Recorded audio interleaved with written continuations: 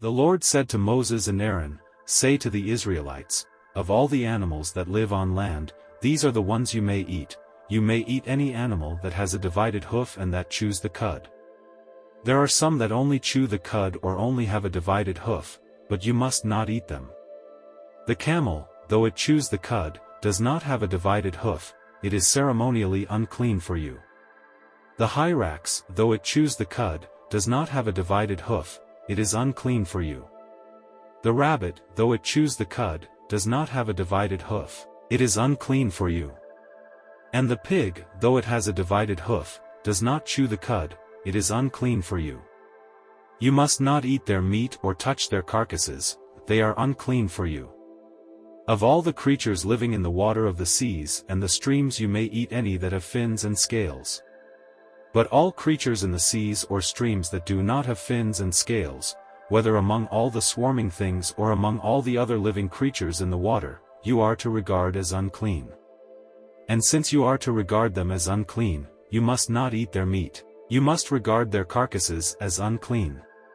Anything living in the water that does not have fins and scales is to be regarded as unclean by you. These are the birds you are to regard as unclean and not eat because they are unclean: the eagle, the vulture, the black vulture, the red kite, any kind of black kite, any kind of raven, the horned owl, the screech owl, the gull, any kind of hawk, the little owl, the cormorant, the great owl, the white owl, the desert owl, the osprey, the stork, any kind of heron, the hoopoe and the bat. All flying insects that walk on all fours are to be regarded as unclean by you.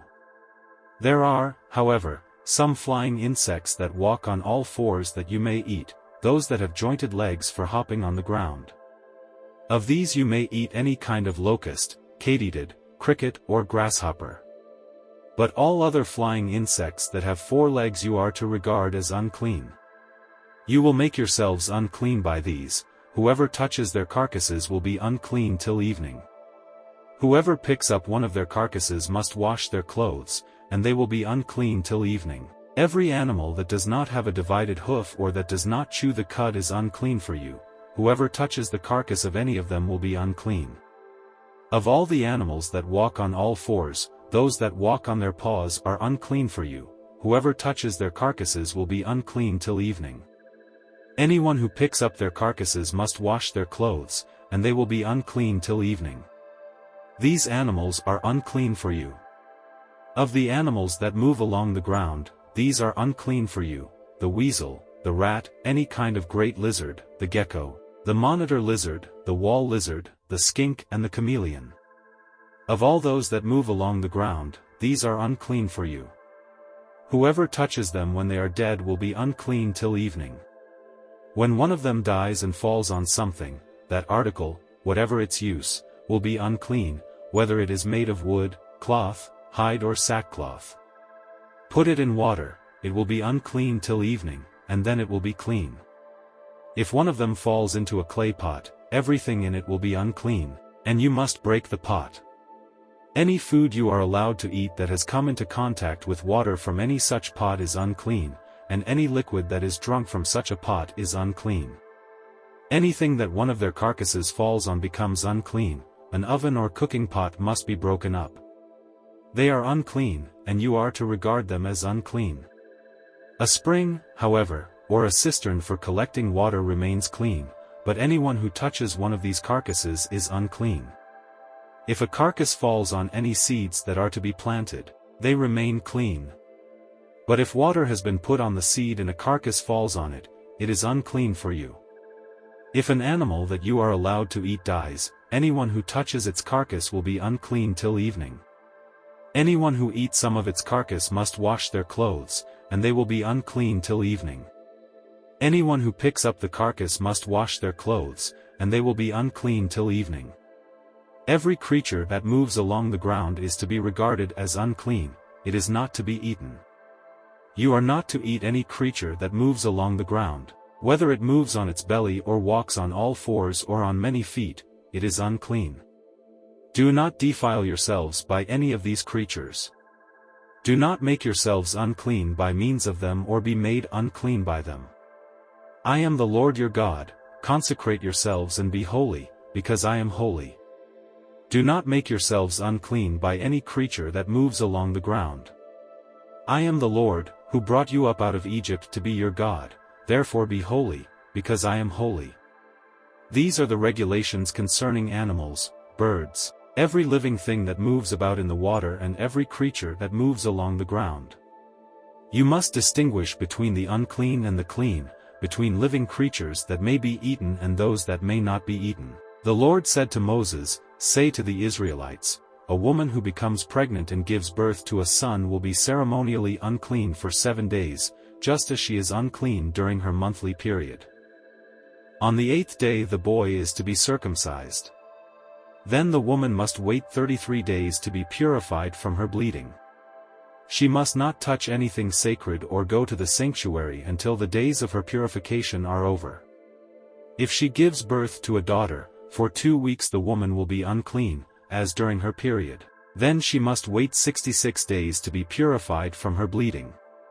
When the days of her purification for a son or daughter are over, she is to bring to the priest at the entrance to the tent of meeting a year-old lamb for a burnt offering and a young pigeon or a dove for a sin offering. He shall offer them before the Lord to make atonement for her, and then she will be ceremonially clean from her flow of blood. These are the regulations for the woman who gives birth to a boy or a girl. But if she cannot afford a lamb, she is to bring 2 doves or 2 young pigeons, one for a burnt offering and the other for a sin offering. In this way the priest will make atonement for her, and she will be clean. The Lord said to Moses and Aaron, when anyone has a swelling or a rash or a shiny spot on their skin that may be a defiling skin disease, they must be brought to Aaron the priest or to one of his sons, who is a priest. The priest is to examine the sore on the skin, and if the hair in the sore has turned white and the sore appears to be more than skin deep, it is a defiling skin disease. When the priest examines that person, he shall pronounce them ceremonially unclean.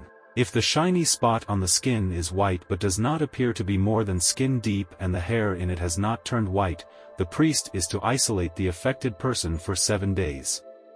On the 7th day the priest is to examine them, and if he sees that the sore is unchanged and has not spread in the skin, he is to isolate them for another 7 days.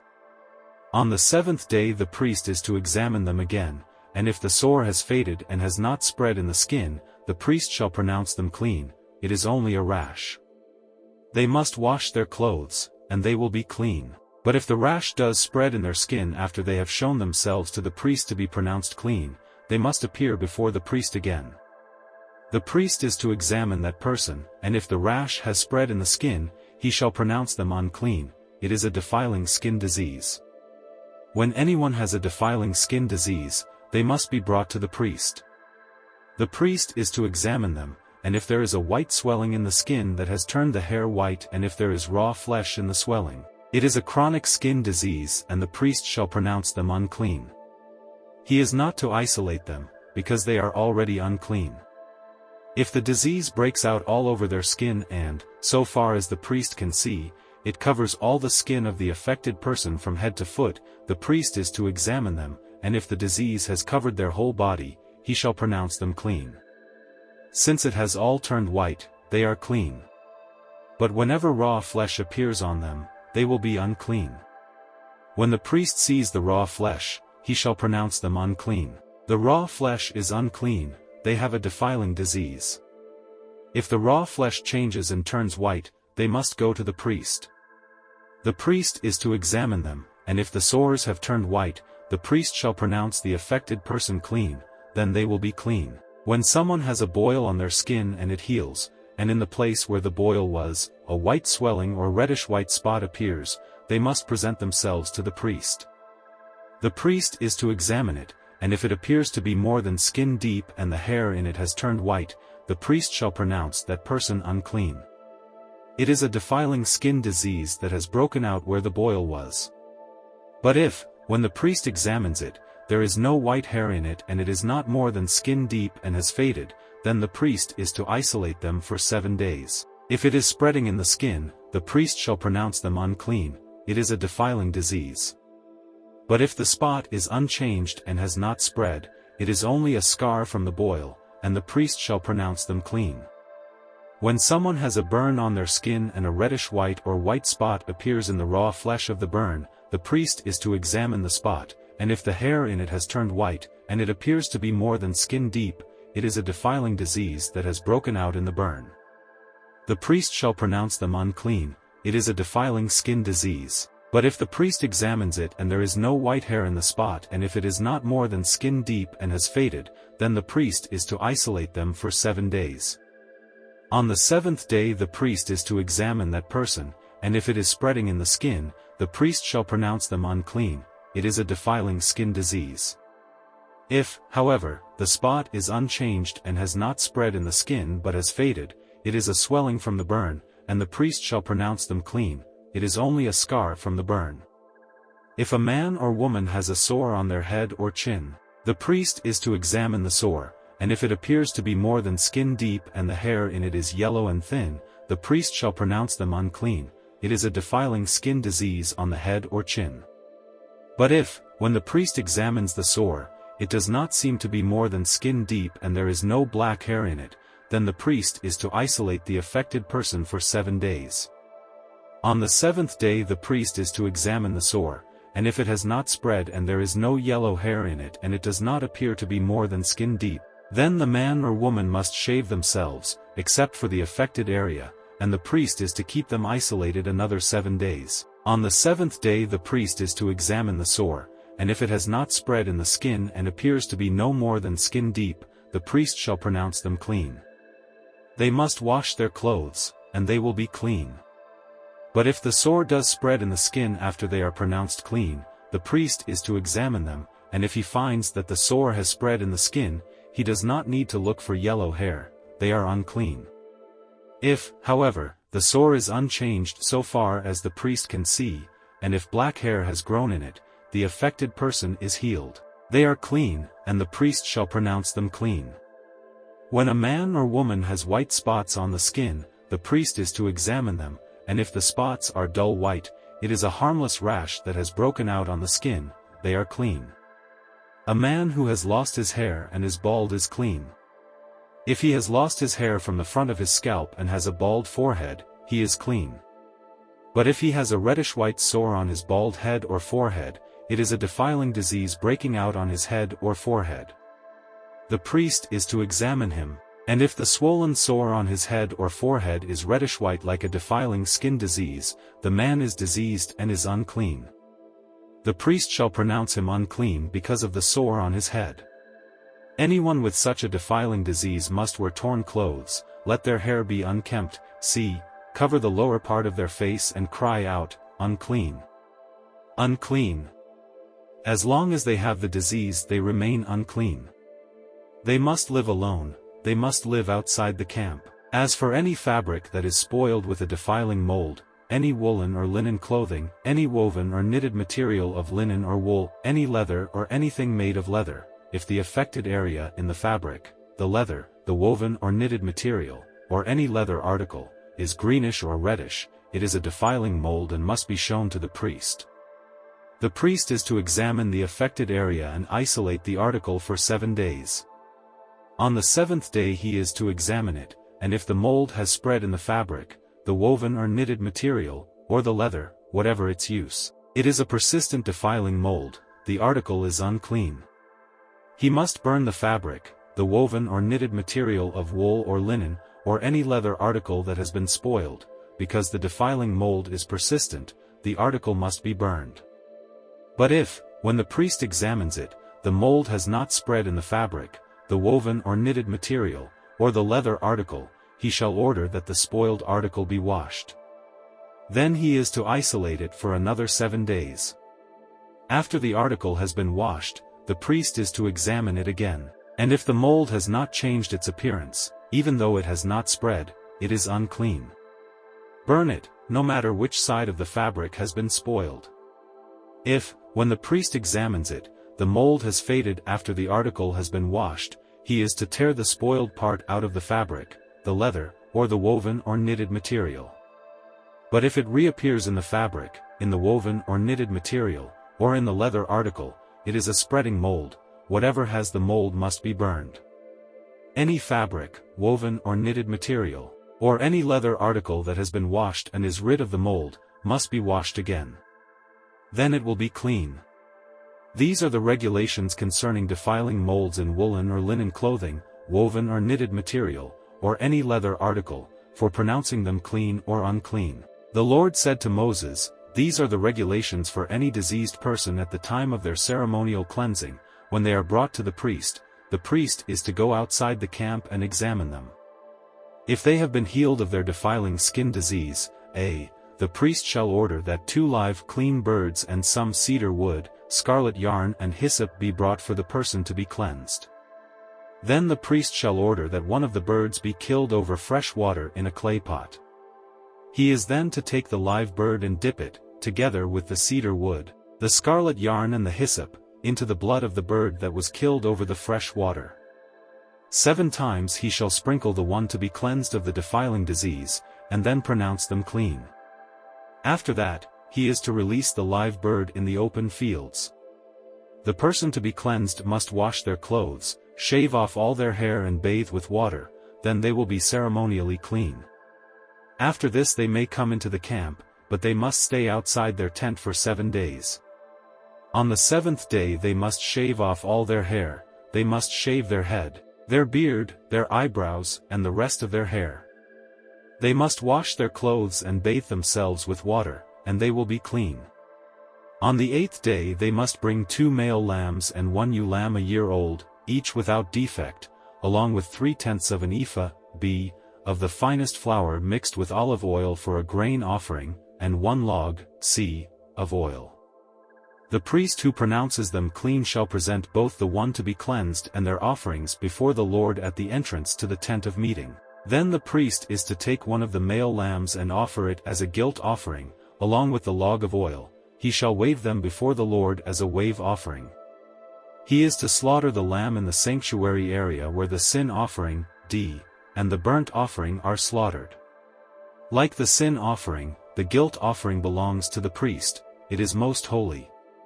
The priest is to take some of the blood of the guilt offering and put it on the lobe of the right ear of the one to be cleansed, on the thumb of their right hand and on the big toe of their right foot. The priest shall then take some of the log of oil, pour it in the palm of his own left hand, dip his right forefinger into the oil in his palm, and with his finger sprinkle some of it before the Lord 7 times.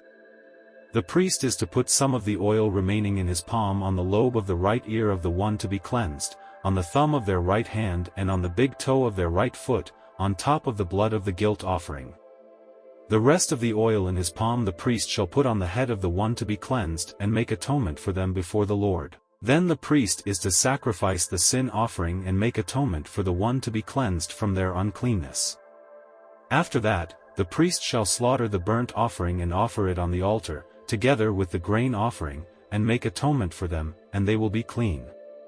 If, however, they are poor and cannot afford these, they must take 1 male lamb as a guilt offering to be waved to make atonement for them, together with 1/10 of an ephah, of the finest flour mixed with olive oil for a grain offering, a log of oil, and 2 doves or 2 young pigeons, such as they can afford, one for a sin offering and the other for a burnt offering. On the 8th day they must bring them for their cleansing to the priest at the entrance to the tent of meeting, before the Lord. The priest is to take the lamb for the guilt offering, together with the log of oil, and wave them before the Lord as a wave offering. He shall slaughter the lamb for the guilt offering and take some of its blood and put it on the lobe of the right ear of the one to be cleansed, on the thumb of their right hand and on the big toe of their right foot. The priest is to pour some of the oil into the palm of his own left hand, and with his right forefinger sprinkle some of the oil from his palm 7 times before the Lord. Some of the oil in his palm he is to put on the same places he put the blood of the guilt offering, on the lobe of the right ear of the one to be cleansed, on the thumb of their right hand and on the big toe of their right foot. The rest of the oil in his palm the priest shall put on the head of the one to be cleansed, to make atonement for them before the Lord. Then he shall sacrifice the doves or the young pigeons, such as the person can afford, one as a sin offering and the other as a burnt offering, together with the grain offering. In this way the priest will make atonement before the Lord on behalf of the one to be cleansed. These are the regulations for anyone who has a defiling skin disease and who cannot afford the regular offerings for their cleansing. The Lord said to Moses and Aaron, "When you enter the land of Canaan, which I am giving you as your possession, and I put a spreading mold in a house in that land, the owner of the house must go and tell the priest, 'I have seen something that looks like a defiling mold in my house.' The priest is to order the house to be emptied before he goes in to examine the mold, so that nothing in the house will be pronounced unclean. After this the priest is to go in and inspect the house. He is to examine the mold on the walls, and if it has greenish or reddish depressions that appear to be deeper than the surface of the wall, the priest shall go out the doorway of the house and close it up for 7 days. On the 7th day the priest shall return to inspect the house. If the mold has spread on the walls, he is to order that the contaminated stones be torn out and thrown into an unclean place outside the town. He must have all the inside walls of the house scraped and the material that is scraped off dumped into an unclean place outside the town. Then they are to take other stones to replace these and take new clay and plaster the house. If the defiling mold reappears in the house after the stones have been torn out and the house scraped and plastered, the priest is to go and examine it, and, if the mold has spread in the house, it is a persistent defiling mold, the house is unclean. It must be torn down, its stones, timbers and all the plaster, and taken out of the town to an unclean place. Anyone who goes into the house while it is closed up will be unclean till evening. Anyone who sleeps or eats in the house must wash their clothes. But if the priest comes to examine it and the mold has not spread after the house has been plastered, he shall pronounce the house clean, because the defiling mold is gone. To purify the house he is to take 2 birds and some cedar wood, scarlet yarn and hyssop. He shall kill one of the birds over fresh water in a clay pot. Then he is to take the cedar wood, the hyssop, the scarlet yarn and the live bird, dip them into the blood of the dead bird and the fresh water, and sprinkle the house 7 times. He shall purify the house with the bird's blood, the fresh water, the live bird, the cedar wood, the hyssop and the scarlet yarn. Then he is to release the live bird in the open fields outside the town. In this way he will make atonement for the house, and it will be clean. These are the regulations for any defiling skin disease, for a sore, for defiling molds in fabric or in a house, and for a swelling, a rash or a shiny spot, to determine when something is clean or unclean. These are the regulations for defiling skin diseases and defiling molds. The Lord said to Moses and Aaron, "Speak to the Israelites and say to them, when any man has an unusual bodily discharge, such a discharge is unclean. Whether it continues flowing from his body or is blocked, it will make him unclean. This is how his discharge will bring about uncleanness. Any bed the man with a discharge lies on will be unclean, and anything he sits on will be unclean. Anyone who touches his bed must wash their clothes and bathe with water, and they will be unclean till evening. Whoever sits on anything that the man with a discharge sat on must wash their clothes and bathe with water, and they will be unclean till evening. Whoever touches the man who has a discharge must wash their clothes and bathe with water, and they will be unclean till evening. If the man with the discharge spits on anyone who is clean, they must wash their clothes and bathe with water, and they will be unclean till evening. Everything the man sits on when riding will be unclean, and whoever touches any of the things that were under him will be unclean till evening. Whoever picks up those things must wash their clothes and bathe with water, and they will be unclean till evening. Anyone the man with a discharge touches without rinsing his hands with water must wash their clothes and bathe with water, and they will be unclean till evening. A clay pot that the man touches must be broken, and any wooden article is to be rinsed with water. When a man is cleansed from his discharge, he is to count off 7 days for his ceremonial cleansing. He must wash his clothes and bathe himself with fresh water, and he will be clean. On the 8th day he must take 2 doves or 2 young pigeons and come before the Lord to the entrance to the tent of meeting and give them to the priest. The priest is to sacrifice them, the one for a sin offering and the other for a burnt offering. In this way he will make atonement before the Lord for the man because of his discharge. When a man has an emission of semen, he must bathe his whole body with water, and he will be unclean till evening. Any clothing or leather that has semen on it must be washed with water, and it will be unclean till evening. When a man has sexual relations with a woman and there is an emission of semen, both of them must bathe with water, and they will be unclean till evening. When a woman has her regular flow of blood, the impurity of her monthly period will last 7 days, and anyone who touches her will be unclean till evening. Anything she lies on during her period will be unclean, and anything she sits on will be unclean. Anyone who touches her bed will be unclean. They must wash their clothes and bathe with water, and they will be unclean till evening. Anyone who touches anything she sits on will be unclean.